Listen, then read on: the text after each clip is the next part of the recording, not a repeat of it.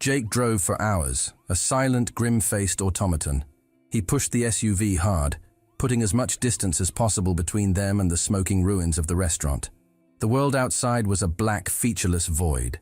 Inside, the silence was a living thing, thick with the smell of smoke that clung to their clothes and the high-pitched ringing in Grace's ears. When he finally stopped, it was on a deserted stretch of road, a pull-off overlooking a valley shrouded in darkness. He cut the engine, and the sudden silence was absolute. He didn't move. He just sat there, his hands gripping the steering wheel so tightly his knuckles were white mountains on a pale landscape. What was that? Grace's voice was a thin, trembling thread in the darkness. Who would do? It was a setup. Jake's voice was a low, rough rasp. He finally turned to look at her, and in the faint glow of the dashboard lights, she saw raw, unfiltered guilt in his eyes. A trap. And I walked you right into it. How could you have known? It's my job to know. He slammed his hand against the steering wheel, the sudden violence making her flinch. It's my literal goddamn job, Grace, and I… He cut himself off, taking a ragged, shuddering breath, fighting for a control that was clearly slipping. She had never seen him like this. Not once. Not the cool professional. Not the silent soldier. This was a man unraveling. This was a man who had failed by his own impossible standards, and it was tearing him apart. You saved me, she said softly. Again. It was almost not enough. He closed his eyes, a muscle jumping in his clenched jaw. If I'd been 5 seconds slower. But you weren't. She reached across the console, her hand tentatively covering his on the steering wheel. His skin was cold, his knuckles rigid. Jake, look at me. He opened his eyes. They were dark, haunted pools of self-recrimination. I am alive right now because you were there. My father. Her voice faltered, the image of the obliterated booth flashing in her mind. I don't know if he made it, but you got me out. You saved me. He didn't pull away. Instead, his hand turned under hers, his fingers lacing with hers, a desperate anchoring grip. I made a call, he said, his voice quiet, rough. To the hospital, before we got too far out. Your father's alive. Grace let out a sob of relief so profound it felt like it was ripped from her soul. Oh, thank God. But Grace… He squeezed her hand, his touch grounding her. He was the target. The bomb was planted directly under his table. Whoever is doing this, they wanted him dead. Why? Because he knows something, or he did something. Jake paused, his gaze intense. Before the explosion, he was about to tell you something. Do you remember? Grace nodded, her mind replaying the last chaotic moments. He said the situation was more complicated, that the terrorists weren't what I thought. What do you think he meant? She looked out the window into the vast, starless darkness. A cold, terrible certainty began to crystallize in her mind, formed from the fragments of Diaz's warnings and her father's fear. I think my father did something awful, she whispered. And now, someone is making him pay for it. Jake didn't disagree. He just held her hand tighter. After a long silence, he finally got out of the car. Grace followed him, the cold night air a shock to her system. They were on a scenic overlook of some kind. The sky above was a black velvet canvas, punched through with a brilliant, breathtaking spray of stars. There were no city lights for miles, only the immense, silent beauty of the cosmos. Where are we? She asked. West Virginia, middle of nowhere. He leaned back against the hood of the SUV, his shoulders finally losing some of their tension. Figured if we have to hide, it might as well be somewhere beautiful. She stood beside him, her shoulder almost touching his, and looked up at the river of stars. It is beautiful. I used to come to places like this with my brother, he said, his voice distant, lost in memory. Before he enlisted. He said that under a sky this big, all our problems seemed small, that the universe was so vast our worries were insignificant. You miss him, she stated softly. It wasn't a question. Every day. He turned his head to look at her, his profile sharp against the starlight. But he was wrong, you know. About what? About our problems being insignificant. He shifted, turning to face her fully, his presence blocking out the rest of the world. Because the people we love, they're not insignificant. They're everything. Her heart stuttered. The air between them grew thick, heavy, charged with the weight of his words. He was looking at her with an intensity that had nothing to do with protection and everything to do with something else. Something raw and real and terrifying. I've broken every one of my rules for you, Grace. His voice was a rough, raw confession in the dark. Every single one. Her breath caught. What rules? Don't get emotionally involved. Don't care beyond the scope of the job. Don't... He stopped, his jaw clenching so hard she could see the muscle pulse. Don't fall in love. The universe stopped. The stars, the wind, the sound of her own frantic heartbeat. It all ceased to exist. There was only him and the impossible, earth-shattering words hanging in the space between them. You... She could barely form the word, her throat tight. What did you just say? He closed the distance between them in 2 short steps. His hands came up to frame her face, not with the gentle guidance of a protector, but with a desperate, controlled urgency that made her stomach plummet. His touch, from hands she knew were hard and capable of violence, was impossibly tender. I fell in love with you. The words were torn from him, a confession from the deepest, most guarded part of his soul. I don't know when it happened. Maybe it was in that ice cream shop when you told me about your mother. Maybe it was when you sat with me in the dark and made me see Marcus as a hero instead of my failure. Maybe it was gradual, in every cup of coffee, every shared look, every time you trusted me when you had no reason to.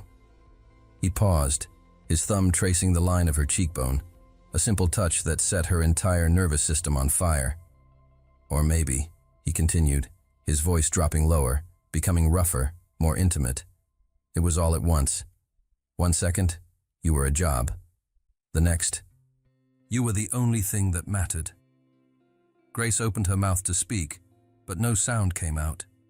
He was looking at her as if she were the only source of light in his dark world, and the sheer force of it stole her breath. That's against your rules, she finally managed to whisper, the words feeling flimsy and inadequate. To hell with my rules. And then he kissed her. It wasn't gentle. It wasn't tentative. It was the kiss of a man who had been starving and had just been offered a feast. It was the kiss of a drowning man finding air. It was raw and hungry and utterly consuming. A desperate attempt to erase the horrors of the day with the undeniable, breathtaking reality of her. Her back hit the cool metal of the SUV as he pressed her against it, his body a hard, warm wall against hers. Her hands flew up, tangling in the short, rough hair at the nape of his neck, pulling him closer, even though there was no space left between them. It was pure instinct, a need to answer his desperation with her own. He deepened the kiss, a low groan vibrating from his chest into hers. One of his hands slid from her face down to her waist, his fingers digging into the curve of her back, arching her against him. A sound escaped her throat, half sigh, half whimper, and she felt his body jolt in response, his muscles coiling even tighter. When they finally broke apart, gasping for air, he rested his forehead against hers. His eyes were closed, his breathing ragged. She could feel his heart hammering against her own, a wild, frantic rhythm that was the complete antithesis of the controlled man she knew. Me too, she whispered against his lips, the words a confession of her own. He opened his eyes. The blue was now a dark, stormy navy, turbulent with an emotion that made her stomach clench. You too, what? She let her hands slide from his hair to his face, her fingers tracing the hard line of his jaw, feeling the rasp of his stubble. I fell in love with you, she said, the words firm, certain, a truth she hadn't allowed herself to acknowledge until this very moment. You're the first person who's ever made me feel safe. The first person who's ever made me feel seen. She paused, her thumb brushing over his lower lip, feeling it tremble slightly at her touch. And the first person, she continued, her voice dropping to an intimate whisper, who's ever made me feel this. He closed his eyes again, a tremor running through his powerful frame. It was as if her words had bypassed all his defenses and struck something vital, something he had kept locked away for a lifetime.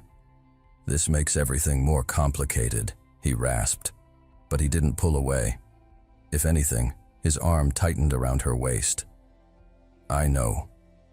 He opened his eyes, and they were wild now, possessive, uncontrolled. Because now, he growled, his voice rough with a dangerous edge, now I'll do anything to keep you alive. Anything. And that makes me dangerous, Grace. More dangerous than anyone else out there. A shiver that had nothing to do with the cold night air traced its way down her spine. Dangerous to who? To anyone who tries to hurt you, he murmured, his lips brushing against the corner of her mouth, then trailing down the sensitive line of her jaw. To anyone who gets in our way. Jake. His name was a plea, though she wasn't sure what she was pleading for. More, probably. Tell me to stop, he whispered against her skin, his breath hot and intoxicating. Tell me this is crazy, that it's wrong, that you need a bodyguard, not a man who can barely control himself around you. She tangled her hands in his hair again, tilting his head back, forcing him to look at her. I'm not going to say any of that. A fire blazed in his eyes. He kissed her again, slower this time, deeper, a kiss that was less about desperation and more about claiming. And Grace, for the first time in her life, wasn't being protected. She was being wanted. The difference was devastating. The shrill ring of his phone was a violent intrusion. He ignored it. It rang again, insistent. With a low curse, he pulled back, his eyes still locked on hers, and answered. His expression hardened instantly. When? A pause. Are you sure? A longer pause. Understood. He hung up, and when he looked at her, the soldier was back. But there was a new, terrifying emotion lurking beneath the surface. Fear. Not for himself. For her. Your father woke up, he said, his voice tight. He's asking for me. Me alone. About what? He wouldn't say. But... Jake hesitated. He said if anything happens to him, there's something I need to know. About who's really behind the attacks. Grace's stomach plummeted. Are you going? I have to. Then I'm going with you. No. He gripped her shoulders, his hold firm, absolute. You stay hidden, where I know you're safe. Jake. Grace, please. The plea in his voice undid her. I just told you I'm in love with you. Don't make me walk you back into the fire. She wanted to argue. She wanted to scream that she wouldn't be left behind. But she saw the truth in his eyes, the desperate need to keep her safe, a need that now went far beyond duty. Okay, she whispered. But you come back to me. His eyes softened, a silent, solemn vow passing between them. Always.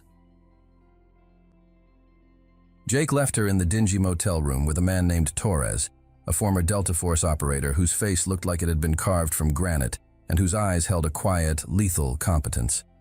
Jake's orders had been simple and absolute. Shoot anyone who isn't me. Then he was gone, melting back into the darkness, leaving Grace with a ghost of his kiss on her lips and a cold knot of dread in her stomach. The 3-hour drive to the hospital was a blur of highway lights and churning thoughts. Jake's mind was a battlefield. The confession under the stars had changed everything. Grace was no longer a mission objective. She was the mission. The distinction was critical. It made him sharper, more focused, but also infinitely more vulnerable. The thought of losing her was a physical pain, a gaping wound he knew he wouldn't survive. The hospital was a fortress of quiet efficiency and hushed whispers. Jake used the senator's name and his own formidable presence to bypass security, his gaze sweeping every corridor, assessing every person as a potential threat. He found Senator Miller in a private room in the ICU. Half his face was swathed in white bandages, his left arm was in a sling, and a web of tubes and wires connected him to a bank of silently beeping machines. But his eyes were open, and they were lucid. Jake. His voice was a dry, painful rasp. Where is she? Where's Grace? She's safe. Jake pulled a chair to the bedside, positioning himself with his back to the wall, his eyes on the door. That's all you need to know. You said you had something to tell me. Miller looked down at his bandaged hands, the gesture full of a weary shame. First, I need you to promise me something. I don't make promises until I know what I'm promising. Fair enough. The senator took a shallow, rattling breath. Then I'll just ask, no matter what I tell you, no matter how monstrous it is, you protect my daughter. She's innocent in all of this. Jake felt his gut tighten. Innocent in what, Senator? Miller closed his eyes, a single tear escaping and tracing a path through the soot on his unbandaged cheek. In my sins. And then, the story came pouring out. A torrent of ambition, desperation, and catastrophic miscalculation. 2 years ago, Senator George Miller's political career was dying. His poll numbers were in a free fall. Whispers of campaign finance scandals and insider trading were growing into a roar in the press. His once certain re-election was slipping through his fingers. That's when Vincent Keller had appeared, materializing like a devil in a bespoke suit. He introduced himself as a security consultant, a specialist in crisis management and public perception. His proposal was as simple as it was diabolical. Create a series of controlled theatrical terrorist threats. No real danger, no casualties, just enough smoke and mirrors to generate headlines. He showed me a full prospectus, Miller rasped, his voice trembling with the memory. Bomb threats on empty buildings, cyber attacks that would be thwarted at the last minute. It was all designed to create a crisis that I, and only I, could solve. Nausea rose in Jake's throat. And you agreed. I was desperate. Miller's eyes, pleading and pathetic, met Jake's. My legacy, 20 years of public service, was turning to ash. I thought if I could position myself as the strong leader, the man who kept the city safe. He trailed off, the shame too heavy for words. I would be a hero. I would win. But they went off script, Jake stated, the pieces clicking into place with sickening clarity. Miller nodded, a fresh wave of pain washing over his face. At first it worked perfectly. The first 3 incidents were flawless. Empty threats, public reassurance from me. My approval rating shot up 15 points. He coughed, a wet, rattling sound. So I signed the real contract. What contract? Keller's final payment wasn't money. It was legislation. A sweeping private security bill that would funnel billions in federal protection contracts to a preferred list of vendors. Miller's voice was barely a whisper. I didn't know it at the time, but the primary beneficiary, the company that would get the lion's share, was owned by a shell corporation that traced back to Keller. You sold your office for political survival. I didn't know how far he would go. Miller's voice rose, cracking with pain and denial. I thought they were just political operators, playing a dirty game, but a game nonetheless. Jake stood up, pacing the small room, the contained energy in his body needing an outlet. When did you realize? When the game changed. Miller winced, shifting in the bed. After I gave him my word on the bill, the incidents escalated. A car bomb in a parking garage. It was empty, but the explosion was real. A credible threat that shut down a federal building for a day. And then, the university. Jake finished, his voice cold as ice. Miller nodded, his eyes filling with tears again. He didn't tell me. I woke up and saw it on the news. An explosion 200 yards from the library where Grace was studying. 17 people injured. His voice broke completely. My daughter, Jake, my own daughter, was almost killed by the fire I started. Jake's hands clenched into fists at his sides. What did you do? I panicked. I called Keller, told him it was over, that he was insane. I cut off the payments. I severed all contact. I thought if I just stopped, he would go away. But he didn't. No, because I made another mistake. Miller took a ragged breath. In my fear, I leaked information to an FBI contact, the names of 2 of Keller's low-level guys. I thought if the feds arrested a few of his people, he'd get the message. He'd see I was too dangerous to push. The final fatal piece fell into place. You didn't make yourself dangerous, Jake said, turning to face him. You made yourself a liability. Exactly. Miller closed his eyes. I was no longer a client in breach of contract. I was a witness. I knew the whole scheme. I had records of the transactions, and witnesses, he whispered, have to be silenced. That's when the real attack started, on you and on Grace. Yes, he'd use her to control me, to keep me from talking. And then he'd kill us both anyway. No loose ends. Jake's mind raced. Diaz. He must have found out. Miller looked genuinely surprised. Diaz was warning her? Yes, and he was executed for it. The senator seemed to shrink into the bed, the weight of another death settling on his shoulders. He must have been investigating on his own. He had access to everything. He found the truth, Jake finished grimly. Do you have proof? Anything that ties Keller to this? I have everything, Miller rasped. Recordings of our meetings, encrypted emails, bank transfers. It's all in a digital vault. The password? With my lawyer, Thomas Brennan, K Street. Miller was fading, his voice growing weaker. If anything happens to me, he has instructions to release everything to the FBI. Jake moved closer to the bed. And when this comes out, I go to prison, Miller said simply, a strange peace settling on his face. As I should. Conspiracy, corruption. I'll get 20 years, maybe more. And Grace? Grace. His voice broke. Grace will have the truth. She'll know what kind of man her father really is, and she'll finally be free of me. The heart monitor beside the bed began to beep, the rhythm faltering, slowing. Jake's eyes snapped from the screen to Miller's face. The senator was pale, his skin turning a waxy, translucent color. Senator? Miller's hand shot out, grabbing Jake's wrist with surprising strength. Thomas Brennan, he repeated, his words urgent, slurring. Get the evidence. Expose him. But Grace, keep her safe until it's over. Senator, promise me. His eyes were wide, desperate. Promise me you'll protect her. Not as a job. As if she's your own life. Jake thought of her face, her laugh, the feel of her in his arms. She already was. I promise. A flicker of relief passed over Miller's face.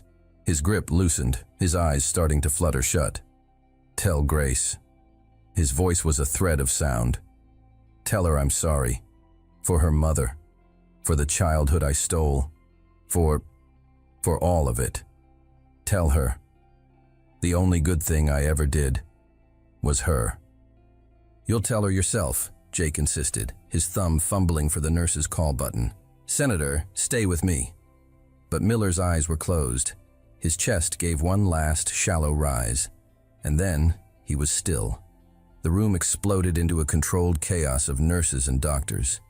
Jake was pushed back, out into the sterile hallway, the sounds of urgent commands and the flat, continuous tone of the heart monitor echoing behind him. All he could think was, how do I tell her? How do I tell her the father she's mourning is the monster who created this nightmare? He was turning to leave, his mind already calculating his next move, when his phone vibrated. It was Torres. Carrington, we have a problem. Jake's blood ran cold. What? She's gone. Grace is gone. I was doing a perimeter check, 5 minutes max, and when I came back, Torres's voice was tight with professional fury. The door was kicked in, signs of a struggle. And this, Jake heard the crackle of paper over the phone. If you want to see her alive again, come alone. The North Harbor warehouse, 1 hour. Bring the evidence from Brennan, or she dies. Torres paused. It's signed with a K. Keller. How long ago? Jake's voice was deadly calm. 15, maybe 20 minutes. Mobilize the team, but you maintain distance. If they see anyone but me, they kill her. I know. Torres hesitated. Jake, this is a textbook trap. I know. Jake was already running, his feet pounding against the polished hospital floor. But I don't have a choice, because it was Grace, and he had made a promise. Grace woke to the taste of blood in her mouth. It wasn't much, just a metallic tang on her tongue, but it was enough to know that someone had hit her. Her vision swam, a blurry, nauseating mess. A dull, relentless pain throbbed behind her eyes, pulsing in time with her frantic heartbeat. She tried to move her hands, to touch the back of her head where the pain was sharpest, and was met with the cold, unforgiving bite of metal digging into her wrists. Handcuffs. The memory slammed back into her in jagged, violent shards. Torres, his face grim, leaving to check the perimeter. The explosive crack of the motel room door splintering inward. Two figures, dark and swift, moving too fast for her to even scream. The desperate, futile lunge for her phone. And then a blinding starburst of pain at the base of her skull as something hard and implacable connected. Darkness. She forced her eyes to focus, blinking away the haze. A warehouse. The ceiling was lost in high, oppressive shadows. The walls were corrugated metal, weeping long, rust-colored tears. The air was thick with the cloying smell of old oil and the briny tang of the sea. She was near the harbor, and seated in front of her, as casually as if he were in a boardroom, was a man she had never seen before. He was in his late 30s, his dark hair slicked back from a handsome face that was all sharp angles and predatory stillness.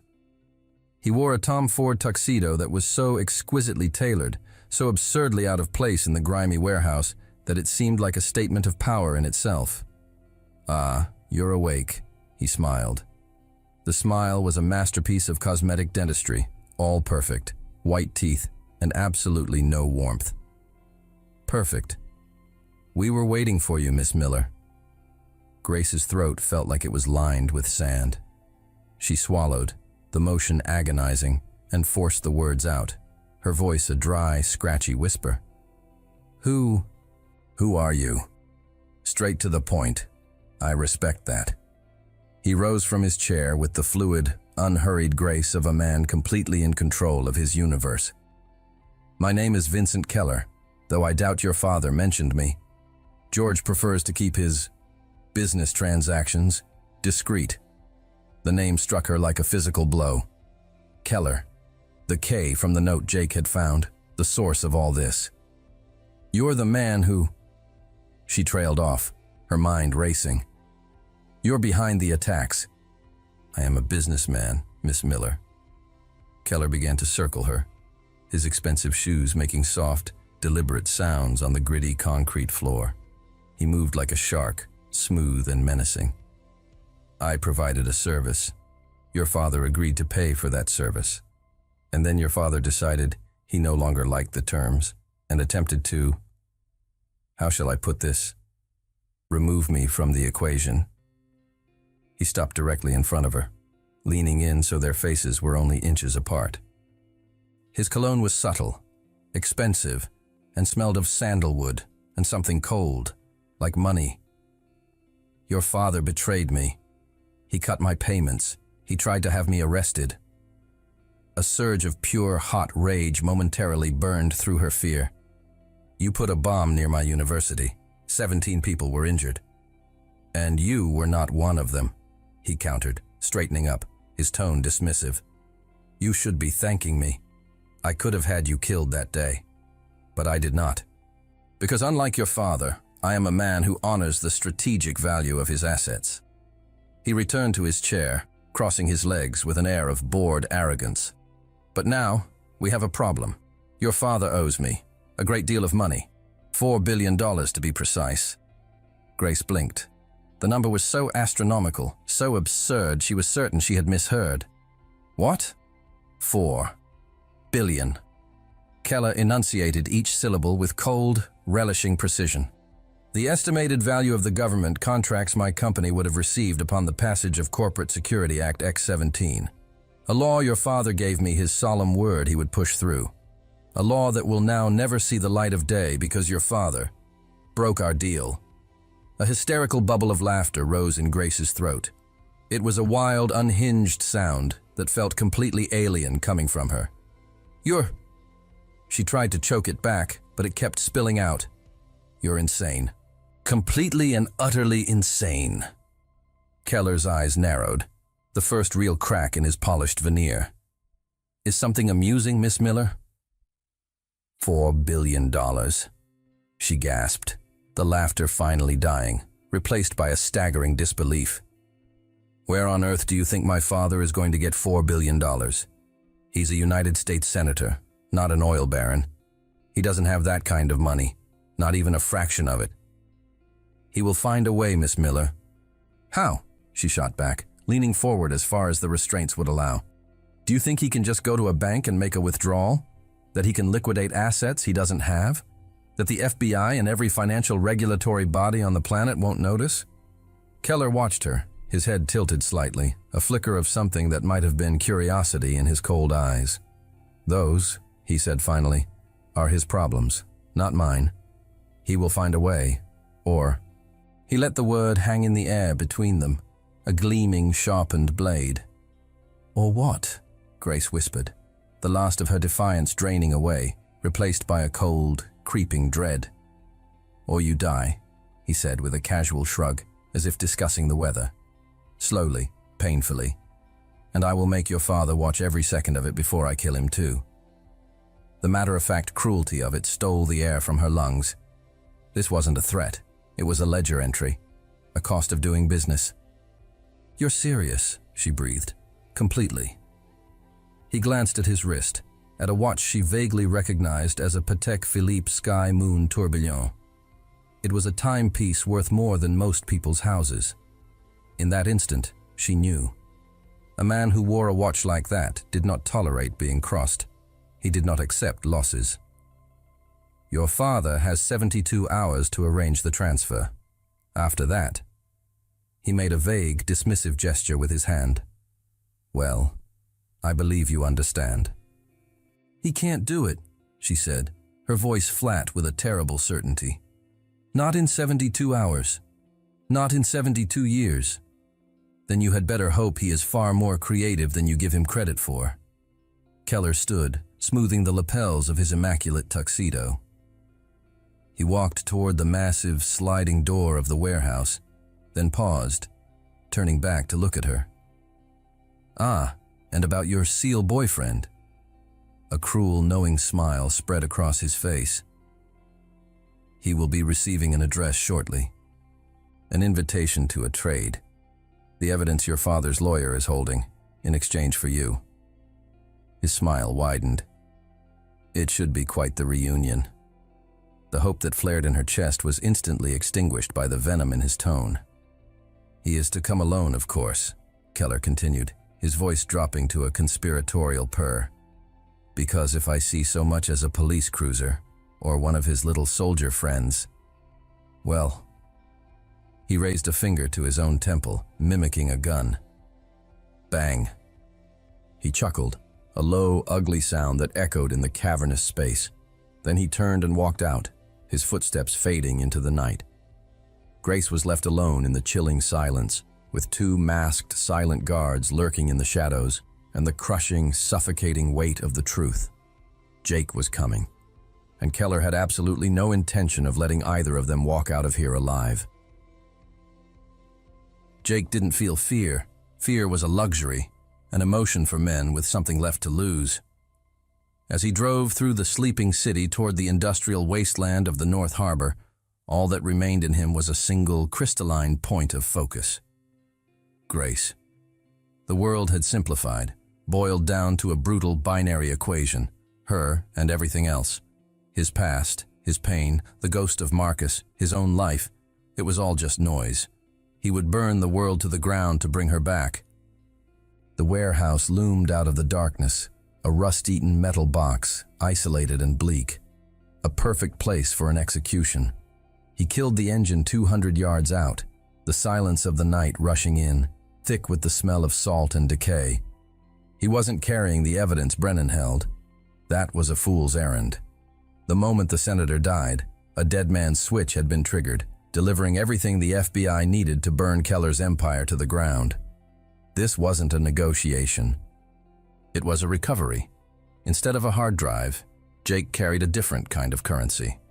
A K-Bar combat knife was strapped to his ankle. His Sig Sauer P226 was tucked at the small of his back, its weight a familiar, comforting pressure. And the promise he had made to Grace was a hot, living coal in his chest. He moved through the labyrinth of shipping containers like a phantom, his boots making no sound on the broken asphalt. Torres and the tactical team were 5 minutes out, a lifetime away.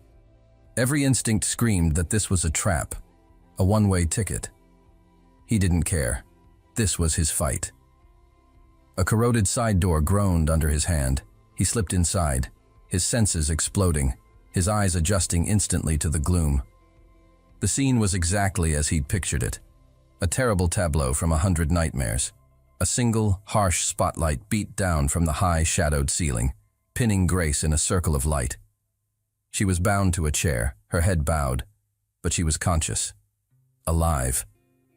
Two guards, clad in black tactical gear and masks, flanked the illuminated circle, their rifles held at a low ready. And in the center of it all, seated casually on another chair, as if awaiting the start of a play, was Vincent Keller. "Jake Carrington," Keller said, his voice smooth and amplified in the cavernous space. "Punctual. I do appreciate professionalism." Jake didn't answer. His entire world narrowed to the woman in the chair. He saw the bruise on her cheek, the faint smear of dried blood on her lip. A cold, silent rage, more potent than any hot fury, settled deep in his bones. Her head lifted, and her eyes found his across the space. He saw fear in them, yes, but beneath it, something else. A spark of defiance, a flicker of trust. "You came." "The evidence?" Keller asked, rising from his chair with that same fluid, predatory grace. "Where it belongs," Jake said, his voice a low, flat growl that carried across the distance. "With the FBI. Your game is over, Keller." Keller laughed, a sharp, ugly sound that grated on Jake's nerves. "You think this is a game? This is business. And you, my friend, have just made a very, very costly error in judgment." He gestured grandly toward Grace. "She was my leverage, my insurance policy. Now she's simply compensation." "Let her go," Jake said, taking a single, deliberate step into the light. "Your fight is with the senator, with me. She's not a part of this. She is the entire part of this." Keller's voice cracked, the polished veneer fracturing to reveal the rabid animal beneath. "She's the only thing her father ever cared about. And now, from the look on your face, she's the only thing you care about. That doesn't make her irrelevant. It makes her the most valuable piece on the board." In a flash, Keller drew a pistol, not at Jake. He pressed the muzzle to Grace's temple. Jake's heart stopped. The world went silent. He could feel his own blood pounding in his ears. "So," Keller sneered, his composure returning, enjoying the absolute power of the moment. "Here is the new offer. You will get on your knees. You will place your weapon on the floor. You will kick it over to me. And in return, perhaps I will let her live long enough to watch you die." "No, Jake, don't!" Grace's voice was a desperate cry. "It's a trap!" He didn't look at her. He couldn't. His eyes were locked on Keller, his mind a supercomputer processing a million variables. The distance to Keller, 25 feet. The guard on the right. His stance was too wide, his balance slightly off. The guard on the left. His finger was resting on the trigger guard, not the trigger, overconfident. Keller's eyes. They were focused on Jake, but a flicker of them kept darting toward the shadows, expecting backup. Slowly, deliberately, Jake lowered himself to his knees, the rough concrete biting into his jeans. The act of submission was a physical poison, a violation of every instinct. He raised his hands, showing they were empty. "The gun, Carrington." With a movement that felt agonizingly slow, he reached behind his back, drew the Sig Sauer, and placed it on the floor in front of him. The metal felt cold, dead. Kick it. He slid it across the gritty floor. It spun, coming to a stop a few feet from Keller's immaculate shoes. "Good boy," Keller mocked, a triumphant smirk spreading across his face. For a single fatal second, his eyes, and the eyes of his guards, flickered down to the weapon on the floor. It was all Jake needed. He didn't move up. He moved down. He exploded sideways, a blur of motion, his hand flashing to his ankle. The K-bar was in his hand before the first guard had even registered the movement. The guard on the right started to raise his rifle, his reaction a fraction too slow. Jake's arm snapped forward. The knife flew, a silent silver streak in the dim light. It buried itself to the hilt in the soft spot of the guard's throat. He made a wet, gurgling sound and crumpled to the floor. The second guard opened fire, the roar of the automatic weapon deafening in the enclosed space. But Jake was already a ghost. He dove behind a stack of massive wooden crates as a hail of bullets chewed through the air, splintering wood and ricocheting off the concrete floor. "Kill him!" Keller screamed, his voice high with rage and panic. He grabbed Grace's chair, dragging her back, using her as a human shield as he retreated behind a thick concrete support pillar. The warehouse became a shooting gallery. The remaining guards sprayed bullets wildly, methodically destroying Jake's cover. Jake stayed low, his breathing steady, his world narrowed to the rhythm of the gunfire. Burst of 5. Pause. Burst of 4. Pause. He was counting. Waiting. The firing stopped. The distinct metallic click of an empty magazine being ejected. Jake erupted from behind the shredded crates. He didn't run toward the guard. He ran parallel, using the shadows, closing the distance to the pillar where Keller was hiding. The guard, fumbling with a new magazine, looked up, his eyes wide with surprise. It was the last thing he saw. Jake hit him like a freight train, a full-body tackle that drove the man backward. The guard's head connected with a steel support beam with a sickening, hollow thud. He slid to the floor, unconscious. Silence descended. A heavy, ringing silence, broken only by Grace's ragged breathing. Now it was just them. "Stay back, Carrington," Keller yelled from behind the pillar. His voice was strained, the bravado gone, replaced by raw panic. "I swear to God I'll kill her! One more step and I'll put a bullet in her head." Jake stopped, 20 feet away.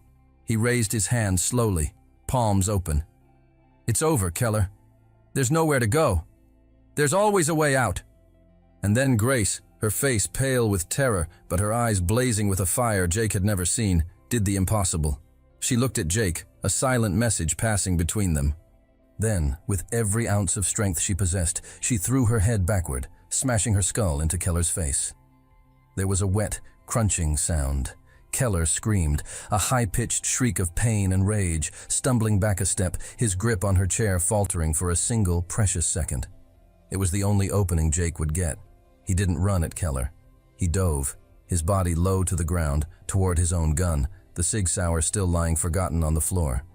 His fingers closed around the familiar grip. He rolled, coming up on one knee, the gun raised, sighting down the barrel, all in one seamless, fluid motion that was as natural to him as breathing. Keller, blood pouring from what was clearly a broken nose, recovered his balance and raised his own pistol, aiming it wildly at Grace. Jake's shot was a deafening roar in the silence. The bullet didn't hit Keller's chest. It didn't hit his head. It hit his hand. The pistol flew from his shattered fingers, and he howled, a raw animal sound of pure agony, clutching his ruined hand to his chest. Jake was on him in an instant, the hot muzzle of the Sig Sauer pressed hard under Keller's chin, forcing his head back. "I should kill you," Jake snarled, his voice a low, guttural sound of pure, condensed fury. "Then do it," Keller spat, blood and saliva dribbling from his lips. "You don't have the guts." Jake looked into Keller's hate-filled eyes. He felt the tremor in his own hand, the primal urge to pull the trigger, to end this, to erase the man who had hurt her. Then his gaze shifted, finding Grace. She was watching him, her face pale and tear-streaked, but her eyes were steady. She gave a small, almost imperceptible shake of her head. No. He took a deep, shuddering breath. The red haze of rage receded, replaced by the memory of his promise. He was a protector, not a murderer. He lowered the gun, and with a cold, precise fury, he drove his fist into Keller's jaw, snapping his head back. Keller's eyes rolled up, and he crumpled to the floor, unconscious. Jake didn't spare him a second glance. He ran to Grace, his knife a blur as he sliced through the thick zip ties binding her wrists.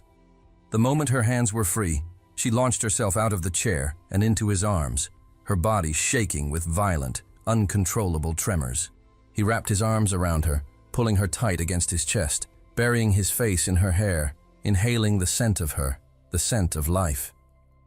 "It's over," he whispered, his voice thick with an emotion he couldn't begin to name. "It's okay. I've got you." She was sobbing against his chest, her fingers digging into the fabric of his jacket as if she could physically anchor herself to him. I thought you were going to die." "Never," he murmured, his arms a steel cage around her, holding her together, holding himself together. "I'm never leaving you." And as the first wail of approaching sirens finally reached them, cutting through the night, Jake held on to Grace, the only mission that had ever truly mattered, finally safe in his arms. In the circle of Jake's arms, the chaotic world finally stopped spinning. The sharp, metallic scent of gunpowder and the damp, decaying smell of the warehouse faded, replaced by the grounding, familiar scent of him. Leather, soap, and something uniquely, reassuringly, Jake. Her ragged sobs were the only sound in the vast, silent space as he held her, not like a fragile object to be protected, but like a fellow survivor, a partner in the war they had just won. The moment of quiet reprieve was shattered by the thunder of heavy boots and the sharp, barked commands of men with guns. Red and blue lights strobed through the warehouse's grimy windows, painting the scene in frantic, flashing colors. Torres and a full FBI tactical team swarmed the building, weapons raised, only to find a scene of anticlimactic resolution. Jake holding a trembling Grace, Keller unconscious on the floor, and his men either dead or incapacitated. Torres was the first to reach them, his rifle lowering as he took in the scene. His face was a mask of professional relief. "Carrington, Miller, are you all right?" "We're fine," Jake answered, his voice rough, his arms never loosening their hold on Grace. "Keller's alive. He's all yours." FBI agents moved with grim efficiency, cuffing a groaning Keller and his men. Paramedics rushed toward them. Jake waved them off for himself, but gestured firmly toward Grace. As a young, kind-faced medic gently cleaned the cut on her lip and checked her vitals, Jake watched the gears of justice finally, clumsily, begin to turn. He saw Thomas Brennan, the senator's lawyer, already there, handing a slim hard drive to a senior agent. The dead man's switch had worked. When the paramedics finished, Jake walked to Grace and draped a thermal blanket over her shoulders. The adrenaline was fading, leaving behind a profound, bone-deep exhaustion that seemed to settle in her eyes. "It's over," Jake said again, his voice softer now as he brushed a stray, dust-caked strand of hair from her face. "For real this time. I'm taking you home." Grace looked up at him, and he saw a new, hard-won maturity in her gaze. "Home?" she repeated, the words sounding foreign on her tongue. "I don't have a home. The mansion was never a home. It was a cage." She took a deep breath of the cold night air. "Before we go, anywhere, there's somewhere I need to go first." Jake knew the answer before she said it. "Where?" "The hospital," she said, her voice steady, though her eyes glistened with unshed tears. "I need to see my father." The silence in the SUV on the way to the hospital was as thick as fog. Grace stared out the window, the city lights blurring into streaks of gold and white. But Jake knew she wasn't seeing them. She was processing, trying to assemble a puzzle with pieces that refused to fit. Finally, she turned to him, her brow furrowed in confusion. "Jake, at the warehouse, Keller said my father betrayed him, that he promised to sign some law and then backed out." She paused, her fingers twisting nervously in her lap. That doesn't make any sense. My father, he wouldn't work with someone like Keller, would he? Jake felt his stomach clench. He had known this moment was coming. He had prayed it wouldn't be him, that she would be spared this final, cruel truth. But there was no one else. There was no more hiding. He pulled the car over to the side of the road, the engine idling. He couldn't do this while driving. She deserved his full attention. She deserved to see his eyes when he shattered the last of her illusions. He turned to face her. "Grace," he began, but the words caught in his throat. How do you tell someone the person who was supposed to be their ultimate protector was the architect of their terror? "Jake, you're scaring me." Her eyes widened, fear creeping back in. "What is it? Why did we stop?" "Because you need to hear this, and you need to hear it from me." He took her hands. They were small and cold in his. "When I went to the hospital, before you were taken, your father told me everything." She went very still. "Everything about what?" He took a breath, steeling himself. 2 years ago, your father's career was falling apart. He was desperate. He laid out the ugly truth, piece by painful piece. The deal with Keller, the staged terrorist threats, the plan to emerge as a hero from a crisis of his own making. Grace listened, her face a pale, unreadable mask. "So you're saying, my father hired Keller to fake attacks?" "Yes." But the first few, no one was hurt," she reasoned, her mind desperately trying to find a version of the story where her father wasn't a monster. "So maybe that's all it was, just theater." Jake squeezed her hands, anchoring her for the final blow. "It was, until Keller demanded a bigger payment, not money, a law, legislation that would make him billions." He watched the understanding and the horror dawn in her eyes. "Your father agreed, Grace. He made the deal." She snatched her hands back as if she'd been burned. "No, he wouldn't. He wouldn't sell out his office, his country, for—" "He did it out of pride," Jake said, his voice gentle but firm. "Out of a desperate fear of failure. He thought he was just playing a dirty political game." He didn't have to say the rest. He saw the moment the puzzle pieces clicked into place in her mind. The university bombing, her near death. It wasn't an accident. It was Keller raising the stakes, showing the senator what real terror looked like. "My father tried to stop it," Jake continued softly. "He cut Keller off. He even tried to leak information to the FBI. He thought he was protecting himself, but all he did was make himself a liability, a witness who knew too much." "So Keller came after him," she whispered, her voice hollow. "And after me." "Yes, to control him."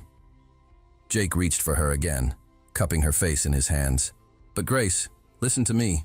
He may have started this fire, but when he realized you were going to get burned, he did everything he could to put it out. He hired me. He saved the evidence. He was ready to go to prison to ensure Keller was stopped and you were safe. He put me in danger in the first place." The denial shattered, replaced by a wave of pure, hot rage. "He made a deal with a monster for political gain." "I know. Diaz is dead because of him." The tears finally came, hot and furious. "Ryan Diaz has an 8-year-old daughter and he's dead because he tried to protect me from my own father." "I know," Jake repeated, his voice a low, aching murmur. "All this time?" Her voice broke, the rage collapsing into a sob of pure, unadulterated grief. "All of it. It was his fault." Jake pulled her into his arms, and she collapsed against him, her body racked with sobs that seemed to tear through her. He held her tightly, his hand cradling the back of her head, simply absorbing her pain, her anger, her betrayal. He let her cry until the storm passed, leaving behind a quiet, desolate emptiness. "He asked me to tell you something," Jake said finally, his voice thick with emotion. He said, "Tell Grace I'm sorry. For her mother, for the childhood I stole, for the dangers I created. Tell her, the only good thing I ever did was her." A new wave of sobs shook her, but these were different, softer, aching with the complexity of loving a man who was both her father and her destroyer. They sat in the silent car as the first light of dawn began to paint the sky. Finally, she pulled away, wiping her face with the back of her hand. "I still want to go," she said, her voice raw but steady. "To the hospital. I need to say goodbye." Jake nodded, his heart aching for her. He started the engine. As they pulled back onto the highway, she looked at him, her eyes red-rimmed but clear. "Thank you, Jake," she said quietly, "for telling me the truth, for not trying to protect me from it." A sad, wise smile touched her lips. "I think I've spent my whole life being shielded. It's time I started facing things head-on." He took her hand, lacing his fingers with hers. "Then we'll face them together." And as they drove toward the hospital, toward the final painful act of a family tragedy, Grace held onto Jake's hand as if it were the only real thing left in a world that had been built on lies. Because it was. The hospital lobby was a place of hushed, sterile reverence. A grim-faced administrator and a senior FBI agent met them at the entrance. The solemn, practiced pity in their eyes told Grace everything she needed to know before a single word was spoken. "Miss Miller," the agent began, his voice low and respectful. "I'm so sorry." Grace didn't cry. She didn't collapse. A strange, hollow calm settled over her. She simply nodded, a quiet, weary acceptance. Her eyes found Jake's, and in her gaze was a silent question. "You knew?" He didn't have to answer. He just squeezed her hand, a firm, steady pressure that said, "I'm here. I've got you." They let her see him. The room was cold, the air scrubbed clean of life. Senator George Miller lay still under a crisp white sheet, the turbulent lines of his face finally smoothed into a semblance of peace. Jake waited by the door, a silent, unobtrusive guardian, giving her the space she needed for this final, complicated goodbye. Grace stood beside the bed and looked at her father's face. She saw the man who had taught her to ride a bike, the man who had held her hand on the way to her first day of school. She saw the ambitious politician who had sacrificed his family for his career. She saw the desperate man who had made a deal with a devil. And she saw the father who, in the end, had tried to do the right thing, even at the cost of his own life. They were all the same man. She reached out and touched his cold hand. "I forgive you, Dad," she whispered, the words a release, a letting go. "I know you made mistakes, terrible mistakes, but I know you loved me. In your own broken way, you loved me." Tears finally traced a path down her cheeks, not of anger or betrayal, but of a deep, sorrowful understanding. "Thank you for the Saturday ice cream," she added, a small, sad smile touching her lips. She cried then.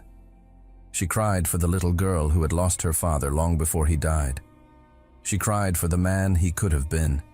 And she cried for the simple, uncomplicated love that had been buried under the weight of ambition and lies. When she finally turned away from the bed, a sense of finality settled over her. It was the closing of a book, the end of a long, painful chapter. They walked out of the hospital and into the dawn. The sun was just beginning to crest the horizon, painting the sky in soft, hopeful shades of pink and gold. It was the first sunrise of the rest of her life. "So," she said, her voice quiet in the cool morning air. "What happens now?" Jake turned to face her. The gentle morning light softened the hard lines of his face, revealing the man behind the soldier, the protector, the ghost. "Now," he said, his voice low and steady, "you choose." He took her hand, his thumb stroking the back of it. "You told me once to choose something that made me happy, something that wasn't a mission or redemption." His eyes, so often guarded and cold, were now open, warm, and filled with a love that was as vast and steady as the morning sky. "I choose you, Grace." A real smile, bright and genuine, spread across her face, chasing away the last of the shadows. I choose you too, Jake Carrington, she whispered. Then where are we going? He asked, a hint of a smile playing on his own lips. Anywhere you want. The whole world is yours now. Grace thought for a moment. She thought of the cold, empty mansion, the isolated cabin, the anonymous motel rooms. She realized that home had never been a place for her. It had always been a feeling she was chasing, a feeling of safety, of being seen, of being loved. She stood on her toes and kissed him. It was a soft, gentle kiss, not of desperation or fear, but of quiet certainty and endless promise. It tasted like a new beginning. "Take me home, Jake," she said against his lips. This time, the word didn't feel strange or foreign. It felt right. Home wasn't a place on a map. It was him. And as they walked away from the hospital, hand in hand, into the light of the rising sun, they weren't running from anything anymore. For the first time, they were simply walking toward everything.